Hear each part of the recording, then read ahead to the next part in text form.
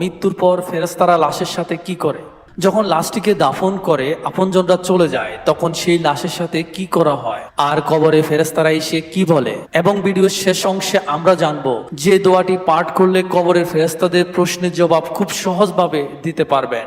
প্রিয় ভাই বোনেরা, খুবই গুরুত্বপূর্ণ একটি ভিডিও হতে চলেছে, আশা করি আপনি শেষ পর্যন্ত দেখবেন। কবরে প্রথম রাত নিয়ে বিশ্বনবী সাল্লাল্লাহু আলাইহি সাল্লাম বলেন, বান্দাকে যখন তার কবরে রাখা হয় এবং তাকে কবরে রেখে আপনজন শুধু এতটুকু দূরে চলে যায় যে তখনও ওই কবরস্থ ব্যক্তি তাদের জুতার শব্দ শুনতে পায়। রাসূল সাল্লাল্লাহু আলাইহি সাল্লাম বলেন, ঠিক সেই সময় তার নিকট দুজন ফেরেশতা এসে তাকে বসিয়ে প্রশ্ন করা শুরু করে। যখন সর্বপ্রথম মৃত ব্যক্তিকে শোয়া থেকে বসিয়ে দেওয়া হয়, তখন মৃত ব্যক্তির কাছে মনে হয় সূর্য ডুবে যাচ্ছে। সে বসে তার চক্ষুদ্বয় মুছতে মুছতে বলতে থাকে, তোমরা আমাকে ছেড়ে দাও, আমি নামাজ আদায় করব। সুবহানাল্লাহ। যেহেতু সূর্য ডুবে যাচ্ছে, সে মনে করবে আজ তো আসরের নামাজ আদায় করি নাই। তখন ফেরেশতাদ্বয় বুঝতে পারবে লোকটি দুনিয়াতে নামাজি এবং মুত্তাকি ছিল। ফেরেশতাগণ তখন তাকে বলবে, আপনি এখন কবরের জগতে, এখানে নামাজ রোজা কিছুই নেই, সুতরাং আপনি আমাদের প্রশ্নের উত্তর দিন। এবার ফেরেশতাগণ লোকটিকে প্রশ্ন করতে থাকবে, মান রব্বুকা, তোমার রব কে? যদি সেই ব্যক্তি নেককার হয় তবে সে উত্তর দিবে, রব্বি আল্লাহ, আমার রব আল্লাহ, সে আল্লাহ যাকে আমি দুনিয়াতে একটি মুহূর্তের জন্য ভুলে যাইনি। তারপর ফেরেশতারা প্রশ্ন করবে, মান দিনুকা, তোমার দিন কি, তোমার জীবন ব্যবস্থা কি? যদি সেই ব্যক্তি নেককার হয় তবে বলবে, দিনিয়াল ইসলাম, আমার দিন হচ্ছে ইসলাম, যার উপর সদা আমি অটল থাকার চেষ্টা করেছি, কখনো বিচ্যুতি হলে ইস্তেগফার করেছি। তখন ফেরেশতাদ্বয় মুস্কি হেসে প্রশ্ন করবে, মান হাজার রাজুল, এই ব্যক্তিকে? মৃত ব্যক্তি যদি নেককার হয় তাহলে বলবে, নবিয়ুনা মুহাম্মাদুর রাসূলুল্লাহ, তিনি আমাদের প্রিয় নবী হযরত মুহাম্মদ সাল্লাল্লাহু আলাইহি সাল্লাম। এই প্রশ্নের উত্তর শুনে ফেরেশতাগণ বলবেন, আপনি মুহাম্মদ সাল্লাল্লাহু আলাইহি সাল্লামকে কিভাবে চিনতে পারলেন? এর আগে তো কখনো আপনি দেখেননি।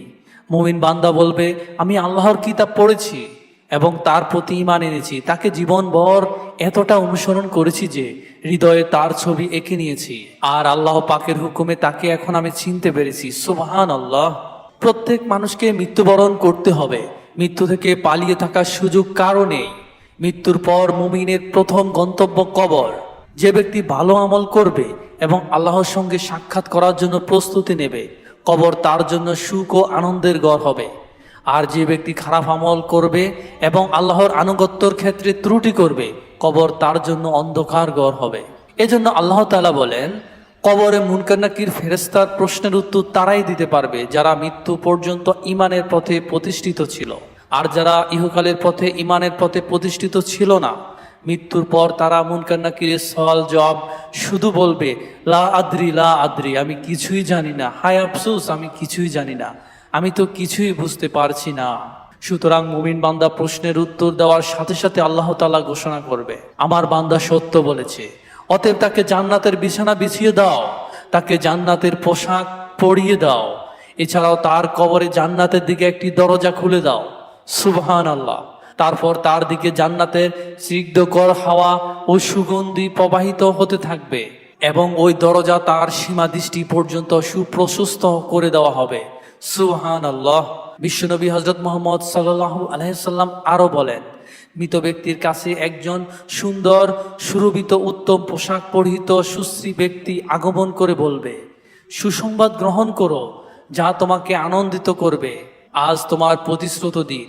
ওই সুন্দর চেহারাদারী সুসংবাদ দাতাকে মুমিন বান্দা প্রশ্ন করবে, আপনি কে? সে বলবে, আমি হলাম তোমার নেক আমল। মুমিন বান্দা শুনে বলতে থাকবে, কিয়ামত সংগঠিত হয়ে যাক, কিয়ামত সংগঠিত হয়ে যাক। হাদিসটি মুসনাদে আহমদের। কেননা সে জানে প্রকৃত জান্নাত কিয়ামত দিবস সংগঠিত না হওয়া পর্যন্ত পাওয়া যাবে না। তখন ফেরেশতাগণ বলতে থাকবে, আপনি ঘুমান। মুমিন বান্দা বলবে, আমি আমার পরিবারের কাছে যেতে চাই, তাদের এই সুসংবাদ জানিয়ে দিতে চাই। ফেরেশতাগণ আবার বলবে, আপনি ঘুমান। বাসর রাতের মতো যাকে তার প্রিয়জন ব্যতীত কেউ জাগিয়ে দেয় না। তখন ওই বান্দার এক ঘুমে আল্লাহ তার শয্যা থেকে হাসরের মাঠে পুনরুত্থিত করবেন। হাদিসটি তিরমিজি শরীফে। নবী করিম সাল্লাল্লাহু আলাইহি সাল্লাম বলেন, কবর পরকালের প্রথম ঘাঁটি। কেউ যদি এখান থেকে মুক্তি পায় তাহলে পরবর্তী ঘাটিগুলো তার জন্য সহজ হবে, আর কেউ যদি কবর থেকে মুক্তি না পায় তাহলে পরবর্তী ঘাটিগুলো তার জন্য আরো কঠিন হয়ে যাবে। নবী করিম সাল্লাল্লাহু আলাইহি সাল্লাম কাফেরদের মৃত্যু প্রসঙ্গে বলেন, তার রূহকে তার শরীরে ফিরিয়ে আনা হয় এবং দুজন ফেরেশতা এসে তাকে বসিয়ে প্রশ্ন করে, তোমার রব কে? সে উত্তর দেয়, হ্যাঁ আমি তো কিছুই জানি না। তারপর তারা আবার প্রশ্ন করে, তোমার দিন কি? সে বলে, হ্যাঁ আমি কিছুই জানি না। তখন ফেরেশতাগণ আবারও প্রশ্ন করে, এই লোকটি তোমাদের মধ্যে প্রেরিত হয়েছিল তিনি কে? তখন ওই ব্যক্তি বলে, হায় আমি তো জানি না, আমি তো তাকে চিনি না। তখন আকাশের দিক থেকে একজন ঘোষণাকারী ঘোষণা করেন, তার জন্য জাহান্নামের একটি বিছানা এনে বিছিয়ে দাও এবং তাকে জাহান্নামের পোশাক পরিয়ে দাও, আর তার কবরের সাথে জাহান্নামের একটি দরজা খুলে দাও। তিনি আরো বলেন, অতঃপর তার দিকে জাহান্নামের উত্তপ্ত বাতাস আসতে থাকে। এছাড়াও তার কবরকে সংকীর্ণ করে দেওয়া হয়, ফলে তার এক দিকের পাঁজরের হাড় অপর দিকের পাঁজরের হাড়ের মধ্যে ঢুকে যায়। তারপর কবরের পাপী বান্দার জন্য এক অন্ধ ও বধির ফেরেশতাকে নিযুক্ত করা হয়, যার সঙ্গে একটি লোহার হাতুড়ি থাকবে। যদি এটা দ্বারা পাহাড়কে আঘাত করা হয় তাহলে তা ধুলোয় পরিণত হয়ে যাবে। মহানবী হযরত মুহাম্মদ সাল্লাল্লাহু আলাইহি সাল্লাম বলেন, তারপর তাকে হাতুড়ি দিয়ে সজোরে আঘাত করতে থাকে। এতে সে বিকট শব্দে চিৎকার করতে থাকে, যা মানুষ ও জিন ছাড়া পূর্ব থেকে পশ্চিম পর্যন্ত সমস্ত জীব জন্তুই শুনতে পায়। আঘাতের ফলে সে মাটিতে মিশে যায়। বিশ্বনবী বলেন, অতঃপর শাস্তি অব্যাহত রাখার জন্য পুনরায় তাকে রূহ ফেরত দেওয়া হয়। এভাবে তাকে কিয়ামত পর্যন্ত শাস্তি দেওয়া হয়। আল্লাহ তাআলা বলেন, যখন হাসরের মাঠ কায়েমের জন্য সিংহায় দ্বিতীয় ফুৎকার দেওয়া হয়, তারা কবর থেকে উঠে তাদের রবের দিকে দৌড়াতে থাকবে। তারা বলবে, হায় দুর্ভাগ্য, আমাদের আরামের নিদ্রা হতে কে উঠালো? ফেরেশতাগণ উত্তরে বলবে, এটাই তো হলো সেই দয়াময় আল্লাহ তাআলার প্রতিশ্রুত পুরস্কার দানের দিন। রাসূলগণ যেই সত্য ওয়াদা দিয়েছিল তোমাদেরকে, মুমিন বান্দারা তাদের আরামের ঘুমে ডিস্টার্ব হওয়ার কারণে এই প্রশ্নটা করবে যে কে আমাদের এই আরামের ঘুমটা ভাঙলো? এত সুন্দর, এত মিষ্টি, এত স্নিগ্ধকর একটা ঘুম, এই ঘুম থেকে কে উঠিয়ে দিল আমাদের? যখন জানতে পারবে এই ঘুম থেকে তিনি উঠিয়েছেন, যিনি আসলে এই মুমিন বান্দাদেরকে শ্রেষ্ঠ থেকে শ্রেষ্ঠতর পুরস্কার দিতে চান, অন্তরে এই আশা জাগ্রত হওয়া মাত্র মুমিন ব্যক্তি আনন্দে উচ্ছ্বাসে চারদিকে চিৎকার চেঁচামেচি করে সবাইকে বলতে থাকবে, দেখো আমার ডান হাতটা দেখো, আমার আমলনামা আমার ডান হাতে দেওয়া হয়েছে। আমি জানতাম এমন একটি দিন আসবে, আমি জানতাম। এত উচ্ছ্বাস, এত আনন্দ। আল্লাহ তাআলা বলেন, এটাই তো শ্রেষ্ঠ সফলতা, এটাই তো হচ্ছে প্রকৃত সফলতা, যার জন্য আমাদের প্রতিযোগিতা করা উচিত। এই দুনিয়ার জীবনে অর্থ সম্পদের পিছে প্রতিযোগিতা নয়, প্রতিযোগিতা হবে জান্নাতে যাওয়ার জন্য। সুবহানাল্লাহ।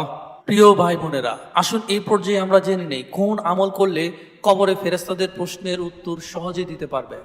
আমরা একটি দোয়া শিখে নেব। যে ব্যক্তি প্রতিদিন এই দোয়াটি পাঠ করবে তার জন্য আল্লাহ তাআলার পক্ষ হতে অনেক রহমত বর্ষিত হবে।